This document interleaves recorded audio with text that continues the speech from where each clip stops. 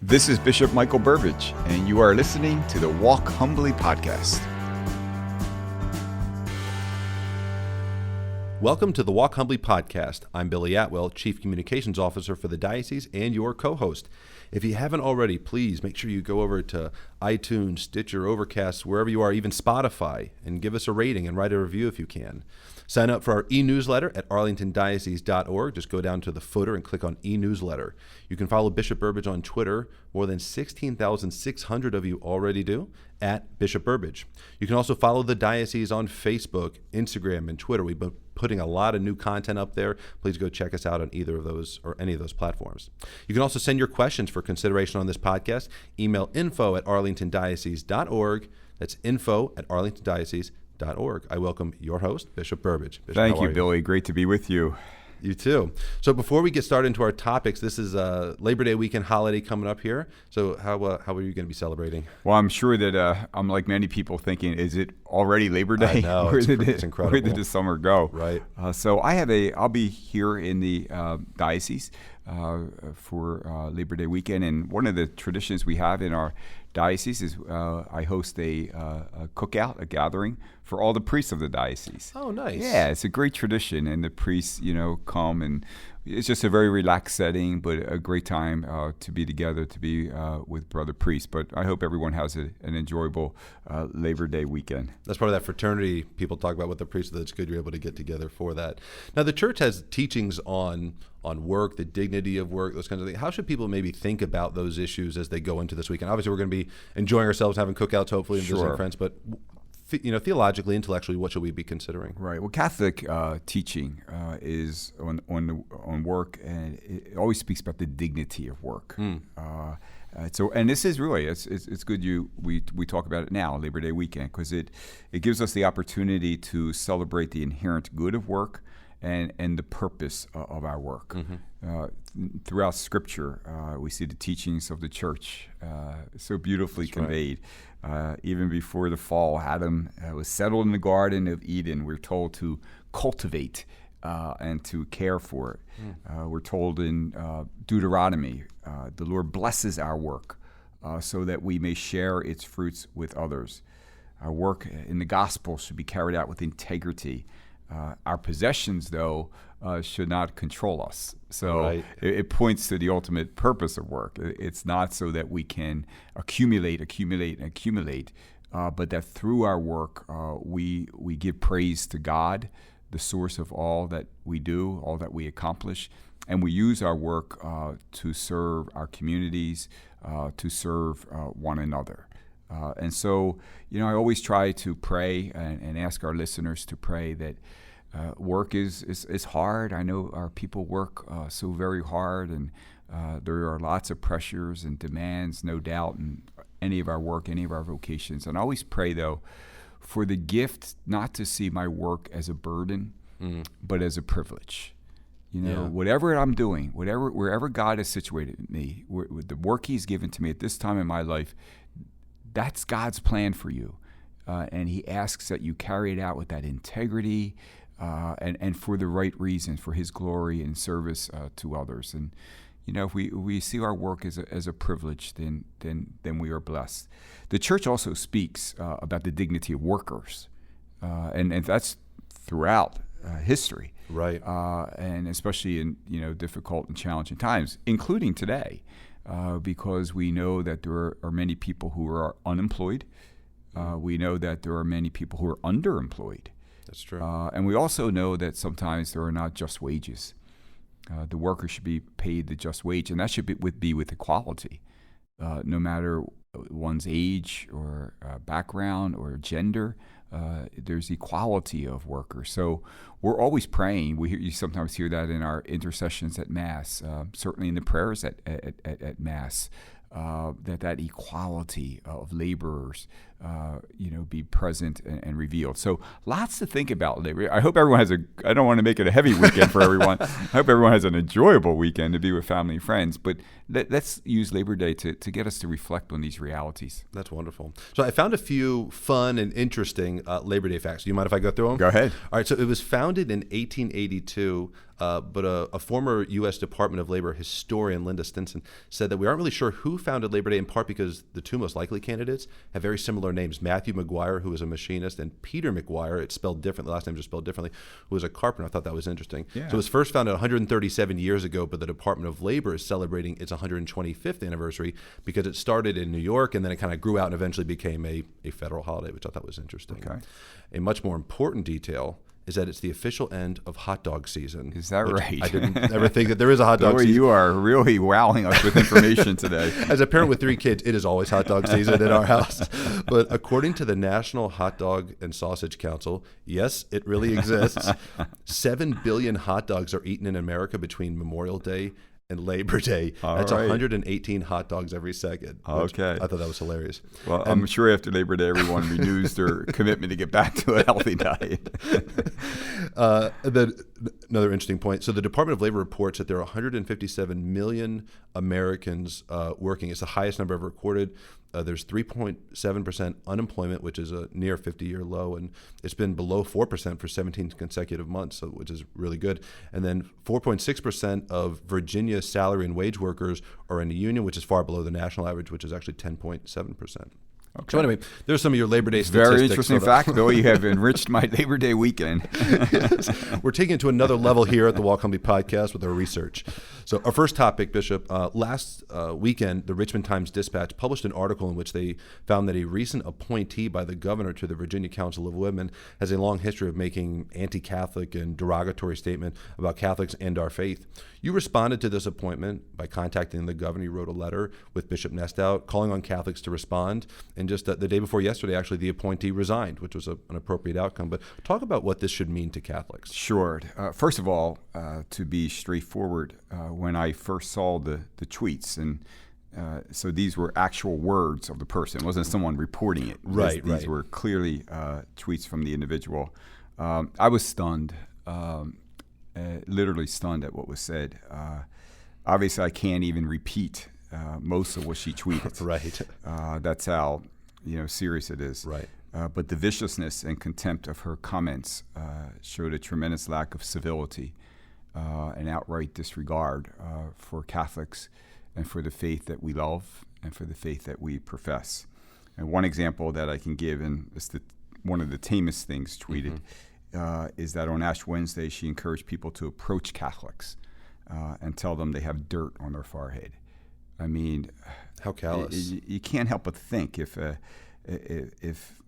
called for similar action to any other person of faith or denomination, you have to question: would that have been acceptable? Would the governor have made that appointment? Of course not. Right. Nor should he. So we can't. It was really actually the gospel of the other day with John the Baptist. We know that the persecutors of John the Baptist did not demand that he deny Christ. They demanded that he remain silent. Oh, that's interesting. He remained silent, and he of course refused to do that. He wanted to speak the truth. It cost him his life, and so it is for all followers of Christ. Many times we're not asked or tempted to deny outright Christ. Of course not. But we are sometimes consciously and unconsciously led to remain silent. We can't do that. And so when we saw this, we acted, and we said to the governor, this is unacceptable. This should not be an individual who demonstrated such viciousness towards one particular faith group who should be on a leadership, counseling, and advising you. And I asked the people to let their voices be heard, right? Not to be silent, to let their voices be heard. And they did in great number. They certainly did. And I want to thank and commend our faithful throughout this Commonwealth for doing so. And it made a difference because the right thing happened, and this individual resigned. So I'm grateful for the outcome. What has not been yet answered, and we're just going to say, okay, we're grateful for the outcome. But I would have to say what still has not been answered is why did this happen in the first place? Right. And there has not been an answer from the governor's office regarding that. But at least the person did resign. Right. And I know there's been expressions that the individual has either herself or others have been hurt, and we stand with anyone who has been hurt and in need of healing, and we always want to reach out to them.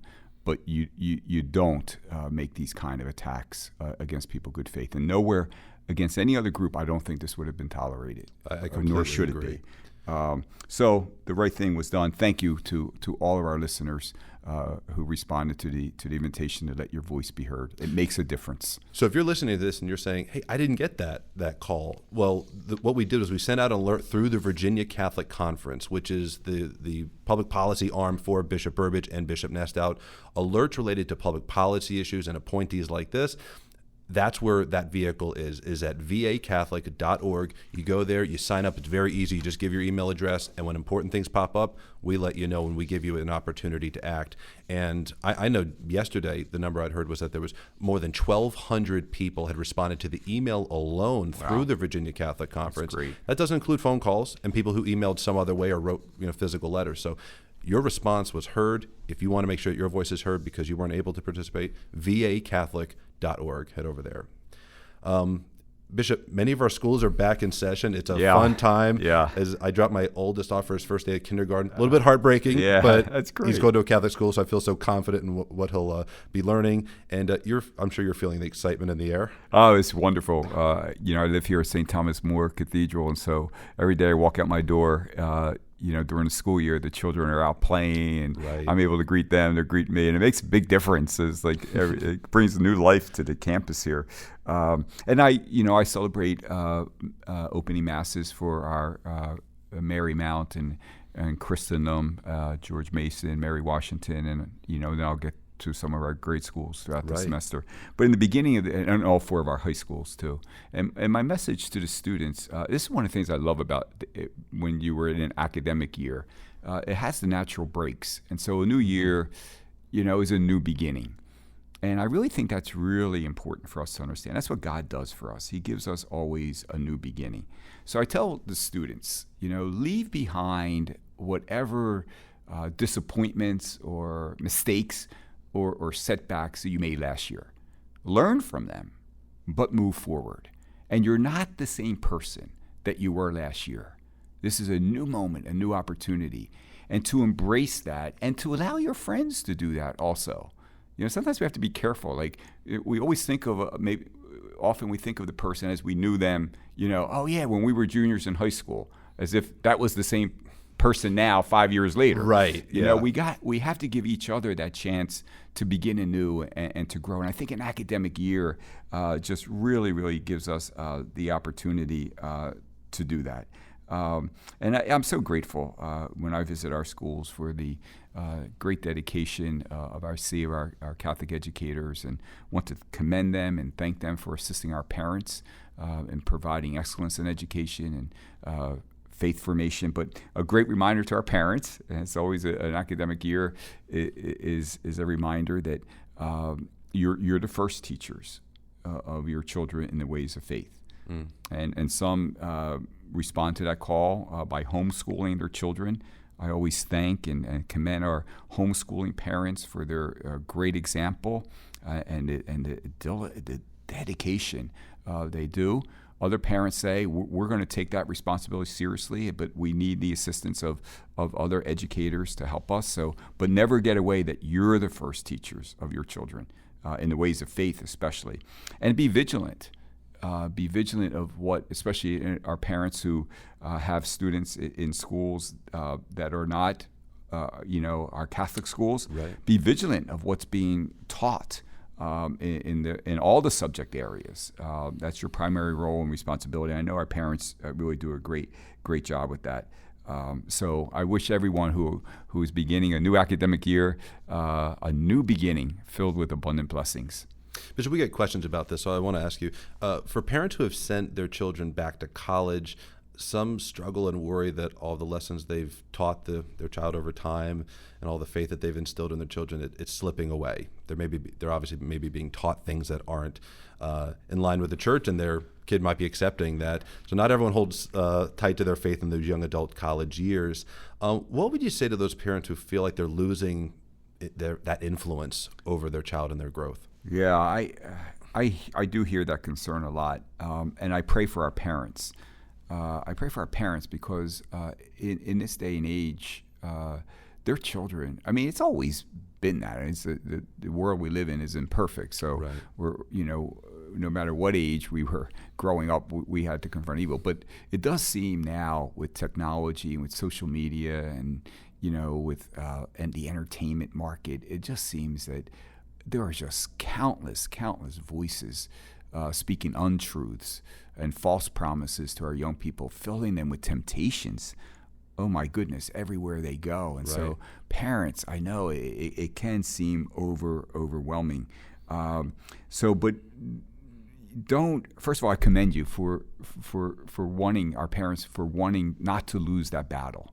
And so you won't lose that battle if you teach by your own example, if you persevere, and if you entrust your children to the Lord. They're always His sons and daughters too. And so we have the truth, and the truth will always prove victorious. But it takes great perseverance, and it takes courage sometimes too. So pray for those gifts. Parents, pray for those gifts. They're the gifts of the Holy Spirit that's been given to us. Call upon them. Activate these gifts, Holy Spirit of God, in my life.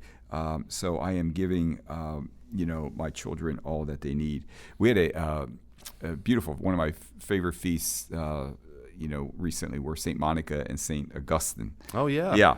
And we know Monica is that beloved saint because she prayed fervently for the conversion of her son, Augustine, who obviously gave her a very challenging and difficult time. I'm sure our parents and listeners can identify with that.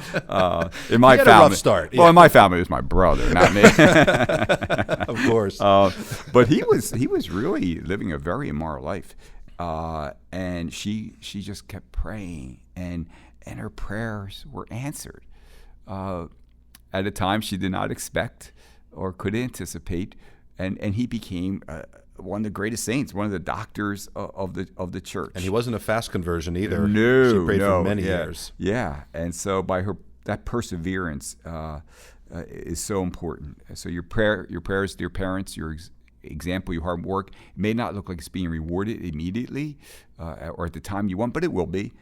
So never underestimate sincerely how God will respond to your prayers and the seeds of faith you plant, and never tire of entrusting your children to the Lord. Bishop, last year you blessed a new ultrasound machine at the Mother of Mercy Clinic in Manassas, and just this week you blessed a new ultrasound machine at a separate ministry, Divine Mercy Care. Tell us a little bit about that. What a just a special moment. I'm so honored and blessed to lead a diocese where so many faithful Catholics are coming together to create such resources, valuable resources, in support of the gift of human life, and a gift again of the Knights of Columbus.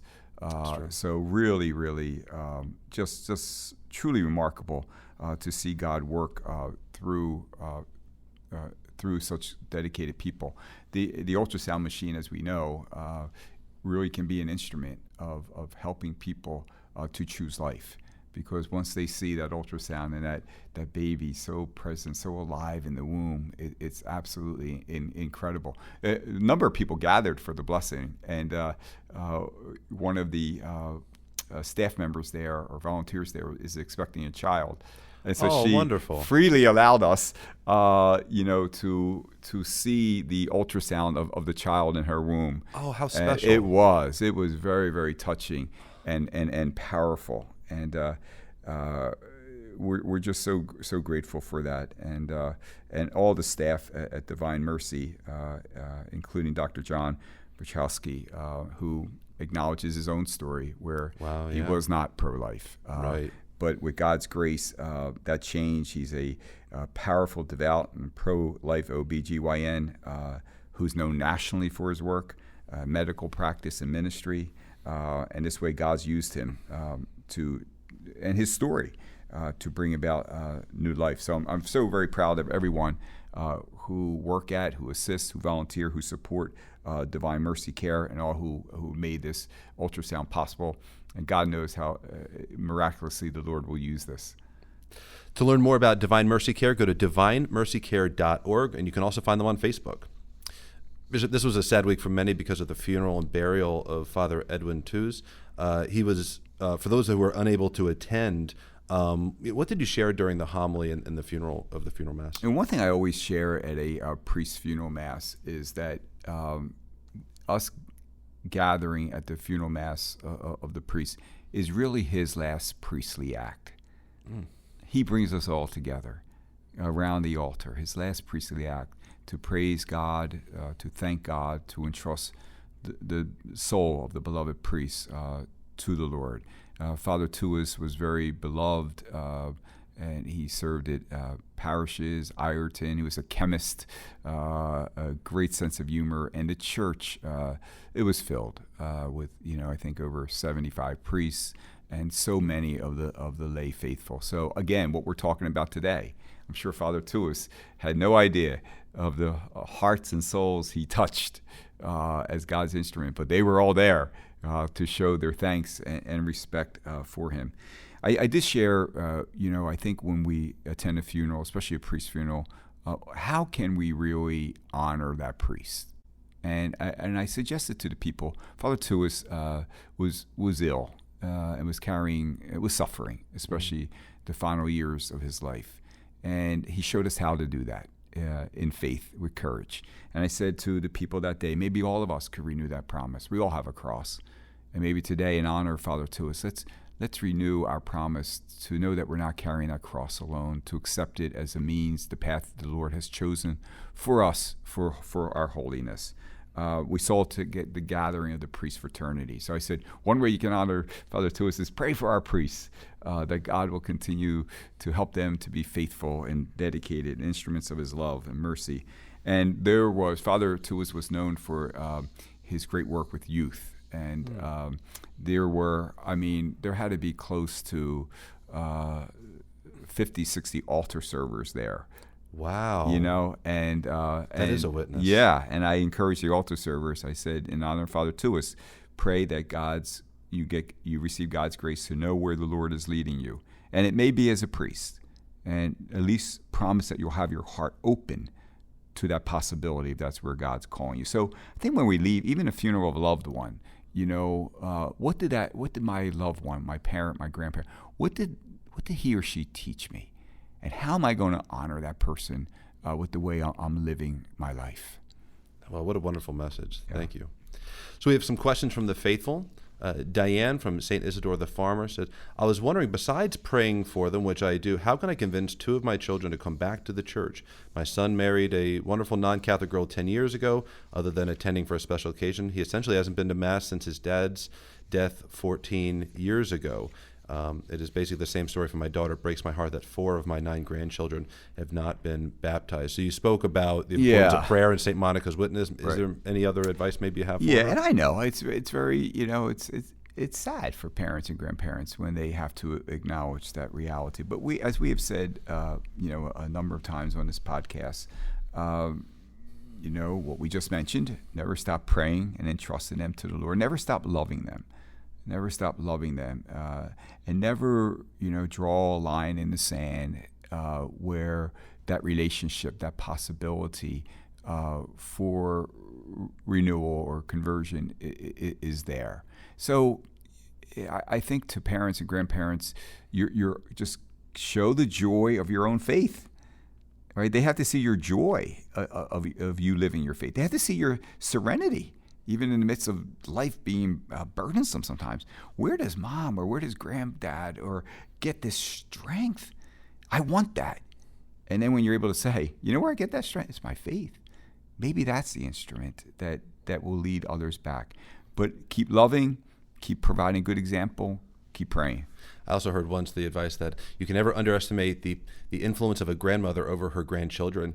Yeah. And each child is a desire for God. It's inherent to us. She maybe could have influence through her grandchildren to convert her son and daughter. So you never know how God might work. Really, that is so true. It is. So William from Fairfax, Bishop, I heard Pope Francis called for World Day prayer for the care of creation. It's September 1st. What should we be doing or praying for on this day? Yeah, and so we shared, the Conference of Bishops of the United States have offered a number of suggestions there, so I'm grateful for that question from William. And we share that with our pastors, so hopefully in our parishes this weekend we will be doing some of these things. But we're encouraged by Pope Francis to start praying in thanksgiving to God for the gift of creation and the abundance and the beauty with which He surrounds us. You know, sometimes we talk about fear of the Lord. It's a beautiful gift. It's in awe. It's in awe of God's power and God's goodness, and God is God, I'm not. He's the creator. And you look around every day, you walk out, and you see signs of His presence through the beauty of creation. So never just take that for granted. Wow, look at this. Give thanks to God for creation. And then we are stewards of creation. And so we have to do our part to protect and preserve the planet and the creation which has been entrusted to us. And I'm really pleased to learn throughout our diocese and our schools and individuals who are really doing some really practical things to conserve energy, to clean up where people have, not treated the creation beauty, to make things more beautiful. I was going for a great walk yesterday in the park, and there was a group of all these young people, just cleaning and picking up some of the things that have been unfortunately disposed, and some of the weeds that were growing. And I was like, wow, look at all these young people. Here's a concrete example. And so that's very good too. And consider praying. One of the suggestions of the Conference of Bishops was the Canticle of the Sun, written by St. Francis of Assisi. Yeah, and you can Google that. It's easily found. And it talks about that, reminds us that to reflect on the immense gift that has been given to us. So hopefully, and I think we have some intercessions. We were asked to include intercessions in the Mass for some of these realities to be made present in our lives, but it's something we actually should be doing every day. Absolutely. So if you'd like more information about this World Day of Prayer, as well as for other prayer resources, go to usccb.org and search for Prayers to Care for Creation. You can also go to catholicherald.org for reading materials on this topic. Bishop, any final thoughts before we send off here, and your final blessing as well? Sure, absolutely. And we began the podcast by remembering that this is Labor Day weekend. I hope it is a time that we can recreate, be renewed and refreshed to carry out the work that God has given us to do, always for His greater honor and glory, and always in service of others, especially those in most need. So I pray that everyone has a blessed Labor Day weekend, and as we begin anew, may it be a time of a source of blessings for all of you. God's blessing come upon you, dear listeners, the Father and the Son, the Holy Spirit, amen, and may we together walk humbly with our God. Thank you for listening to the Walk Humbly Podcast. Make sure you check out more episodes on iTunes, Google Play, Stitcher, and Spotify. You can follow me on Twitter at Bishop Burbidge, where I offer gospel reflections each morning and share photos and updates of what is going on in the Diocese of Arlington. Stay up to date with news, event information, and inspirational content by subscribing to our e-newsletter at arlingtondiocese.org.